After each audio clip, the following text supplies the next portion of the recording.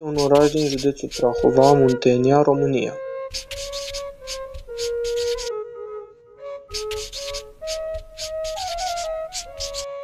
Comarnic, situat în zona de contact a subcarpaților Prahovei cu prelungirile sudice ale munților Baiu, extins în lunga și pe traseele de pe stânga râului Prahova la 500-580 de metri altitudine.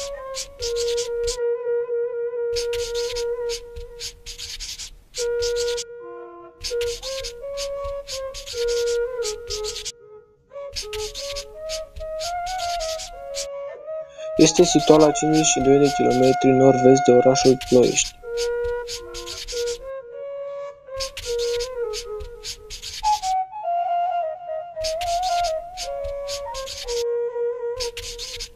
Orașul se află în Valea Prahovei, nord-vestul județului. Localitatea sa principală se află pe malul stâng al Prahovei, în vreme ce pe malul drept există mai multe dintre localitățile rurale componente.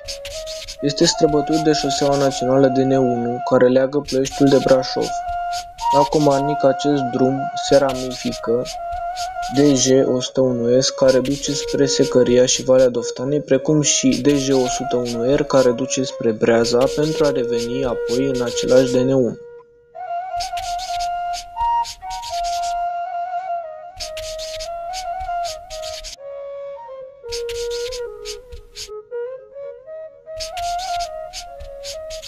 Prin oraș trece calea ferată Ploiești-Brașov, care este deservit de gara Comarnic și de haltele Posada și Valea Largă.